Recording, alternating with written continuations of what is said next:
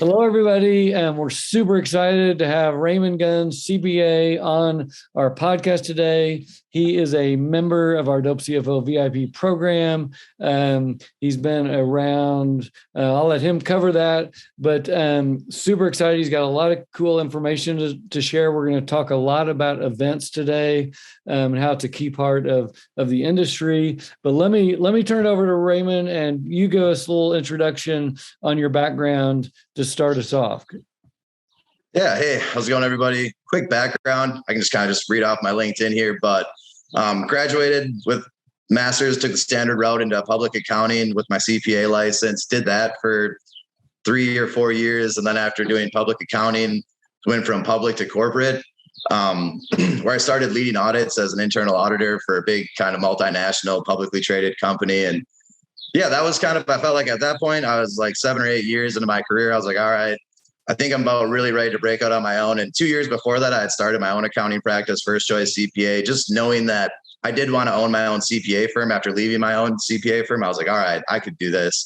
But I was just kind of floundering around with different industries. Like I dabbled with construction, manufacturing, restaurants, and then got into the Dope CFO program, or found it like online or something. I was kind of understanding how to use niches with your own accounting practice. And then also my family were growers, so they were already kind of involved in the CBD hemp thing since 2019. And so that kind of sparked my interest of landing that, clients in that industry, and then found Dope CFO. And I was like, all right, this is perfect. Like not only, because I also needed help to learn how to run my own CPA firm. And so I was kind of looking for something that would teach me how to run my own practice, but also how to service the niche. And so Dope CFO checked both those boxes. And then I landed my first client, kind of like a soft landing. I didn't quite have them priced out yet. And then I found the price quoting tool and kind of really how to what to offer the client. And then I was like, oh, okay. It's like accounting, tax. We have to do the month end close. We do that enough times. We can do the quarterly tax filing, and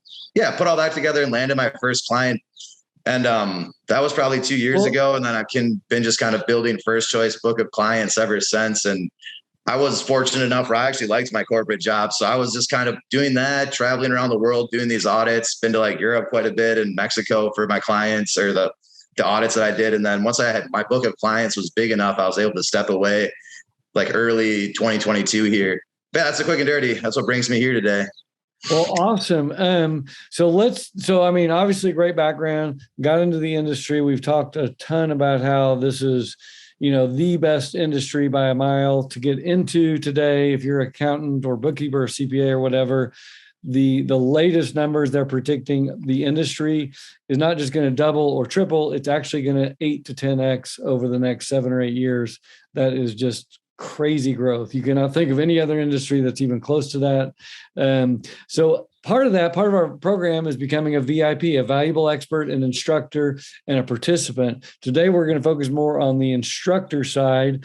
And I realized early on, even 3-4 years ago, people were able to, I used to think, come in the program for a year and then you can go out and instruct a little bit at these events. Now I realize you can come in for 90 days in our program. I had one student back in 2018. She had not been in the program 3 weeks. She actually had not even opened the program. And she took me seriously on the instructor part and landed a national speaking gig and shot me an email. Hey, I know nothing about cannabis, but I just landed this huge event. And so you can land it as quick as you want. There are events everywhere, but let's dive into, Ray, tell us what steps you did to land your first gig. Give us kind of your step by step and how you pulled it off. Yeah. So the first one, which is kind of like my only one to date, but it was Lucky Leaf Detroit. And just the steps. I mean, the brass tacks is you just go to their website, you find a location and date that you want to speak at. You're like, okay, this works with my calendar. And then I just went to their exhibitor and speaker application, kind of landing page. That's just the brass tacks. But then I read exactly what they wanted to do, kind of, because they told me for Lucky Leaf Detroit, they would prefer the speaker talk about, current topic within cannabis. And if I could make it regional or local specific, all the better, with a few other caveats. And so I just gave them what they wanted. So when I put together my draft, because the way it works for speaking engagements is at least my experience is they wanted me to have a draft. They wanted me to have a description of what I was going to talk about, and then an objective of what I want to accomplish for my, listeners or attendees. And so I just phrased all of that in the application process towards what Lucky Leaf Detroit wanted, which was, make it applicable to the Midwest of Detroit and make it relevant. So that was kind of just like the steps, step one, just go to their website, find what their requirements are, and then spend a day. I probably took a day and a half to like write everything, rewrite it a bit, do a little bit of research of the local market. So that way in my slide deck, I put in some, I think it was Michigan cannabis data. So I think when they saw my PowerPoint draft, they were like, okay, he checks a lot of the boxes. Then they went to my website, that was all dialed in. My LinkedIn was dialed in. So I just used the steps, but the big thing for me is like actually reading what they wanted me to present on and then crafting my draft or my speaker application accordingly. Well, that's all great info. And by the way, one speaking event, usually the first one's a little bit harder to land, but you just told us exactly how to do that. And that leads to others. I think you're speaking at least 3 more events. Yeah.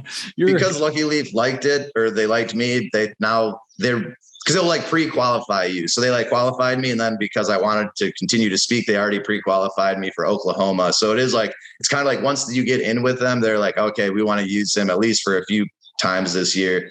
So yeah, that's kind of how that works. And even not even just Lucky Leaf, you've got some other ones lined up too. And by the way, one of our listeners may be hearing this, like, I would be terrified to go on the stage itself, but how can maybe you put together a panel of like 3 other dope CFOs or whatever, if you're a little bit scared to be up there all by yourself? Yeah. Cause I was definitely nervous. So I was, luckily Tony was in the area and she was able to attend the event. So the way I think about it is like, there's just stakeholders, right? Like I want to present people, elephant in the room is it'd be nice to land clients. The expo owners want to make money on the expo and they want to provide a good product. So they just want qualified speakers, I've learned kind of. So if you can present them with an opportunity to go from a single person to a panel, they usually like it because it essentially allows more value for the attendees. So once I landed the individual speaking engagement and they had like a relationship with me, I had Chad's email, like their event coordinator, I was able to just reach back out to them to try to request a panel and let them know if that's what they wanted me to do. And yeah, they were. So they wanted a panel for Detroit and they wanted a panel for Oklahoma City. So it worked out pretty well because it's like you do get nervous and you do want to have a few different perspectives. So I prefer panels to solo speaking. I think they're pretty flexible with working with you once they like you enough to land you. Well, let me jump into this too. And I think you already answered before this, you hadn't spoken at a Cannabis event, but our listeners are going to want to know, they might ask a bunch of questions like about your background.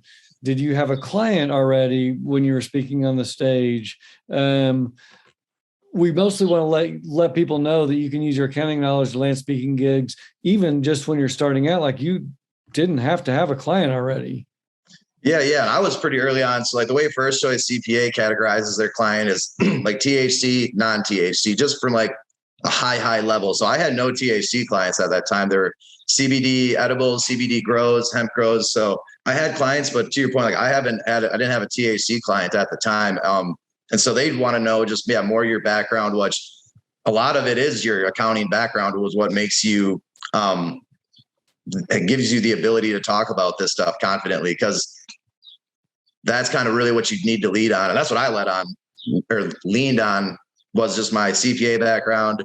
I've had other clients and I've gone to expos as well. So that was another thing to like lean on, but they didn't really ask too much about my background other than what is it, but they asked what your background is, but they didn't ask too much about, exactly who my clients are, just because they kind of understand that you have client confidentiality clauses. So it's not like I can really tell them exactly who I'm serving anyways.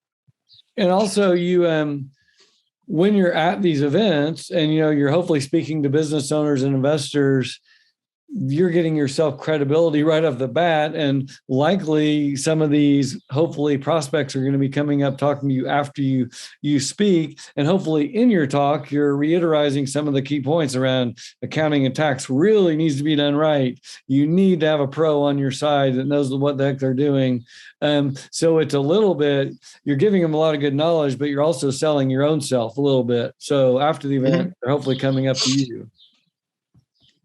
Oh, yeah, for sure. For sure. They definitely come up after the, because I was speaking on lender and investor preparedness. So definitely had people coming up after this talk, wanting to get a little bit more, some hidden nuggets that I didn't say during the speech. So yeah, no, it's definitely a value add there for sure. Now, when they came up to you, did you try to at least get their business card or connect? Oh yeah. Yeah. That's how I prospect is like, I don't even give out too many of my cards. I'm just, hey, you're talking to me. You must have a need. Let's just set up a call. And so, yeah, you grab their contact information right there at the foot of the stage, kind of off to the side. Well, that's cool. That kind of leads into the next question. How did you prepare? What resources did you use, and any kind of advice around that? And you learned something new every day. I was just at the event last weekend, and this app, I think it's called Blinked, and this lady, I was like, I actually asked her, it was a bank. Well, we had met differently. I was like, do you have a business card? She's like, oh, nobody does that anymore. She gave me a QR code and I just copied her QR code and she was in my contacts. And so did you prepare in any way like that so that you're ready to share info or whatever? I didn't prepare so much for the QR code for sharing info. I'm still playing offense hardcore. So I prefer to get their card and I verify like, hey, would you like to have a discovery call? And they're like, yeah, I would. So I get their card and then I put it into my system more so than just trying to give people my information because people don't follow up with me. Nobody cares about me. So I got to get their info. Oh, I know. And that's a good point. So, well, let's talk about your deck and preparing like your content. How did you build that out, or was that hard to do? No, it wasn't too hard to do because I'm part of the program. So like, there's just enough topics being talked about within the Facebook group that like, and you go through the program, like I have a gist of what the main topics are of the program. And then the big thing for me was also like just the dope CFO education of like, here are the main talking points, here are the main topics. Because a lot of what, you presented was stuff that everybody would want to know. So just took kind of the main topics that I knew from there and then going to the expos. So I did like 2 or 3 expos just like to check them out. So to just hear the same pain points and even going on like message boards. So that was how I prepared with the topic is just what are people talking about? What's relevant? And then as far as putting the draft deck together, I just used a lot of like content from your program, as well as just stuff that I've learned through college, like how to present a PowerPoint. But realistically, a lot of the content's already out there.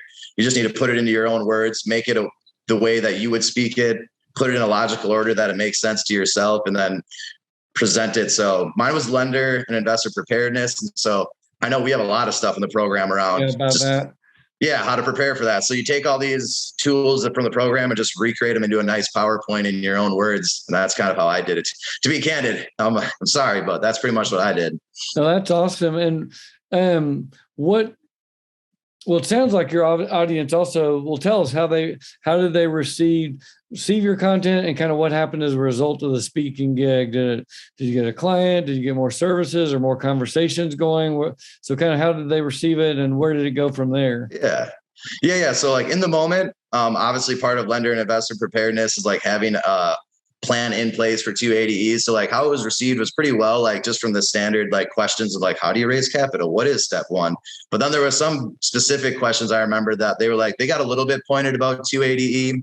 So like my takeaway from that was like, all right, just have a list of like what's included in cost of goods sold, what's not, what's a maybe, because that's kind of, I think is what he wanted. I got a little bit too granular with like the process of how to do the accounting. I think he just wanted a list, but it was received well though, because he raised his hand like another time. So I could tell he enjoyed the back and forth. And then the outcome of like the actual speaking engagement was for sure. Yeah. Landed a client, got a bunch of new good leads that they didn't turn into clients, but I was able to go through the whole discovery call and send them an offer, and just mainly none of them could afford me. So it was like, is what it is. So yeah, it was really good. So got some leads, got a client, and just got some experience, much needed experience. I hadn't public spoke since like college. So getting back on stage in front of people was like really beneficial kind of in the macro. Well, and hopefully you got a good picture of yourself on stage. I tell everyone, if you get nothing else out of an event, even if there was 2 people in the room listening to you, if you get a good picture of you up on a stage, you now can put it on your social media, on your website, on your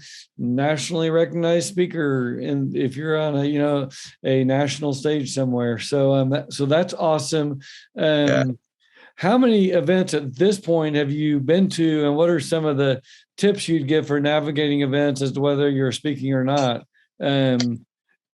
Yeah. So at this point, like I think they're kind of seasonal. So I got a lot in last year, and I just kind of took a hiatus during the winter months. But I've been to 4 or 5 thus far, and I'll be at 4 or 5 by the end of this year. 4 or 5 more. So the one for less, as far as like choosing them, just like high level tips. I'm fortunate where I have Chicago right next to me, so they have a plethora of events that come through them, being one of the biggest cities in the United States. So start local, just because you're not going to be that good at your first event as compared to your second or third event. So try to keep your return on investment as high as possible by keeping your costs low. So try to keep it with a relatively local one.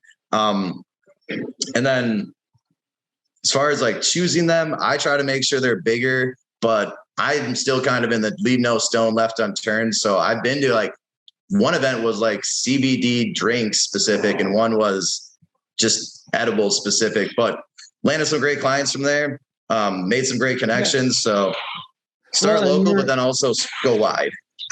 Go wide. And like you said, there's all kinds of events. It's not just like, oh, here's a cannabis event in Chicago. Like you're going to one, I think that's a golf event that's put on by an cannabis organization. So you're making lots of good connections at something like that as well.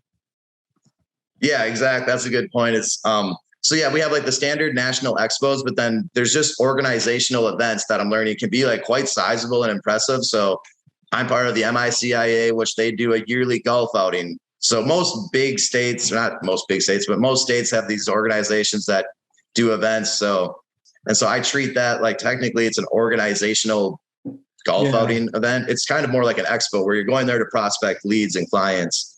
But yeah, they're everywhere. And when you are whether you're at a golf tournament or a big event, and whether you're speaking or not, you've just got to get out there and get active. And we saw this weekend. We were at a smaller event. But if you're out there talking to the vendors, walking around the floor, even walking up to people and saying, Daryl threw out a great line in our group today. He saw someone on our badge, said, "Oh, that's a cool logo. Where did you design it?" Just anything to break the ice, even just people walking around, because there may be business owners walking around the event that are kind of shy. And so you've got to get out of your comfort zone and go talk to these people and really maximize the ROI of that event. It's easy to kind of disappear at an event, especially if you're not speaking, where you're just kind of looking around and not wanting to talk to anybody, because we're accountants and we're introverts and we don't want to do that. But you got to get out there and make yourself do that as well. So we've hit all this. Is there anything else you'd want listeners to know about landing speaking events, what it can do for your business, and or how to land the first one? I have some construction going outside my apartment, but you guys can still hear me pretty clearly. Oh yeah. Yeah. The biggest thing is just participation. So that was kind of I had landed my first client, but then I was kind of got through the whole onboarding and serving them. And I was kind of stagnant on how to land my next clients. They're how to reach out to them. I was kind of hitting a wall. And so I just remembered we'll just participate. And I was all right, well, I guess I'll just jump on this train and go to Chicago. So participating is huge, and just attend an event, but make sure you prepare, have your questions in advance. But those are kind of the 2 big ones is just make sure you show up and participate, because you will just, even if you're not that good at it, your first one, you're going to shake some new leads out of it. You're going to shake some new experiences out of it. And those new experiences will increase your competence and make you better for the next one. And then when I'm at the events, yes, I'm always I have a plan. So I have the exhibitors thought of in advance of who I really want to hit. And then I'll just hit other booths that are open along the way. But I'm pretty strategic. I have I try to get in 4 to 5 meaningful conversations an hour. It gives you 15 to 10 minutes per lead, and then kind of just walking around time. So I come pretty well planned. And then as far as moving your business along, and from my experience, it was like very much accelerated first choice CPA, where we had the client. I knew it was going to be successful. All I had to do was like start getting more clients, and then I was stagnant. But then when I went to like 3 expos in the span of like 2 months, and it really just like catapulted first choice to where I was having regular discovery calls, learning at a very accelerated rate because I was bringing on new clients. I was also like having negotiation conversations with my offers. So just kind of like understanding the pain points more. So by getting more reps in at these expos, I was able to then get more discovery call reps, more offer reps. And through all of that, really understood the pain points of my clients and how you can make an offering that solves all those pain points. So that was kind of the big outcome of going to all these expos, is like really increases your confidence around the pain points of the clients, because you talk to so many business owners over a 2-course day. No, that is all great feedback. It's been super fun talking about events, etc. On the final words, is anything, are you glad that looking backwards a year or two that you actually made the leap into Dope CFO and joined the program? And then also let people know how they can find you in First Choice if they're out there listening and they need a world-class Dope CFO VIP, how to easily find you. Yeah. Dope CFO was instrumental of getting me out of my corporate job. I kind of knew what I was going, but it really just gave me a clear tunnel where then I kind of didn't have any anxiety anymore. I was like, okay, I just got to follow the program. And sure enough, I just followed the program to a T. And it put me leaps and bounds ahead of my, I would say my competition or my prior self. Like it took me a long, long time. And then once I got into the course, it really showed me the way. So definitely tremendously helped me kind of flesh everything out. And then also just the community. So that was really beneficial as well. Like another aspect of expos is meeting other people in the community. So for sure that also accelerated me having peers that I could talk with. And so Dope CFO provided me peers that I could actually speak with to kind of like accelerate the business scaling. Yeah. And then how to find me, firstchoicecpa.co, Raymond Guns. I'm on all the LinkedIn's, Facebooks, Instagram. I'm a pretty modern man. So yeah. You guys, and we will have your info in the show notes too. So that's awesome as well. And you hit a couple of final points on events. Most accountants say they hate marketing. And so I say 2 of the events and participation, it actually happens to be super amount of fun. And so like you can go to any event, any weekend in the US, and they are every weekend now, literally every single weekend has events. You'll generally find anywhere from 5 to 10 other Dope CFO people. People get together. Like we went to Illuminati's Pizza. We had a ball. We're having a lot of fun. We're not just like, oh, this is miserable. So it's definitely a good time. So, well, anyway, thank you so much for being on the show. And we look forward to your continued success. Awesome. Thanks so much for having me, Andrew.